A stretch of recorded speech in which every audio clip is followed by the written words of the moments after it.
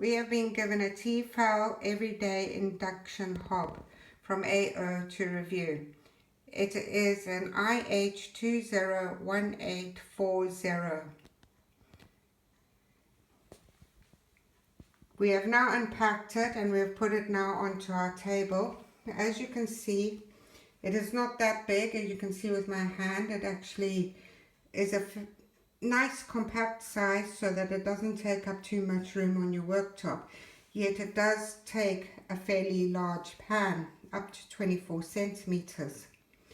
The front of the actual hob here, you can see it comes with these preset cooking modes. Now these are, you have to learn from actually the manual to tell you, because there are various quantities that you need to actually place within the pots to actually make them cook to the right specifications. We found this quite strange at first, but we have now come to terms with it. It is already switched on at the wall. The on-off button has got this light that is flashing. Now, when we first started using it, we just took any old pan from our cupboard and we put it on, thinking that it was going to work. So we'll switch it on and I'll show you what happens. It'll come on as normal.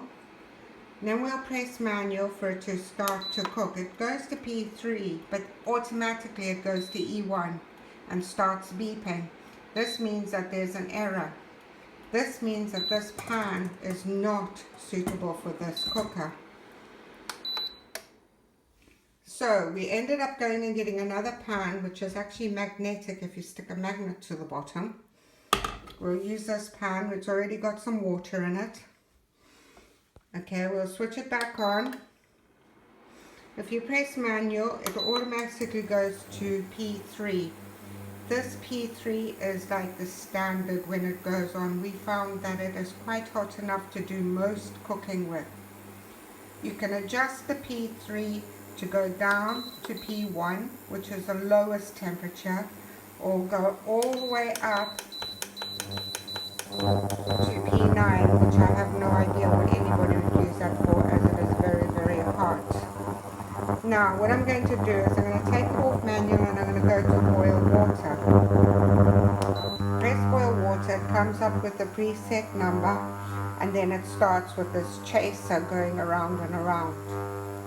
This will carry on going until the water in the pan has boiled, provided you have got between half a litre and I think it's 1.5 litres. It will boil to 100 degrees centigrade. It's already starting to boil. Talking a bit more, we've got a timer button here so that we can actually time how long you want to cook your food for. So you might want to cook it for 5 minutes or something, so that you don't actually burn it like I normally do, because I forget that I put it on the stove. The heat milk is fantastic. What we found with it is that it only goes to a certain temperature, then switches off. The temperature that it is preset at actually does not kill the enzymes in the milk, so it's still very, very good for you. The stew mode, that actually stews your meat for about 2 hours, and we found that it's very, very slow. One problem I had was I'd left the meat a bit too chunky, so it didn't actually soften. So make sure your meat is fairly small when you use this. The stir fry is great, because when you put your pan actually onto here, I'm just going to switch this off so the fan goes off. It'll flash H and then go off. The stir fry, when you put the fat on and when the pan's hot enough, it'll actually go and beep for when you to put your ingredients in. Deep fry is between 1 and 2 liters of oil. When you put the oil in to your pan and you select this, the oil will heat up and then beep when the oil is hot enough. The great thing about this is your oil stays at a regular temperature. It doesn't just keep getting hotter and hotter and hotter like it does on a normal stove. And the boiling water, as I've already shown you that.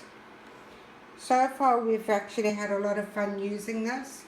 We have found that it's far more economical than the normal stove. It is very instantaneous. One of the great things is to take this off. I'm going to show you.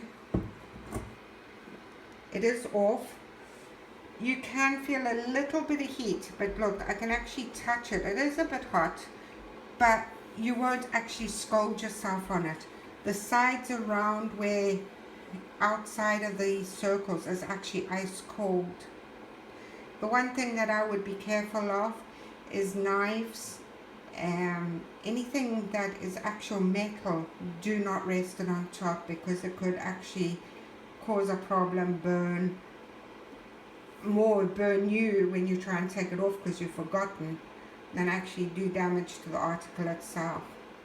This ceramic top here, now that when it's finished cooking, you may have spilled something on it. All you do is take a damp soft cloth and wipe it off.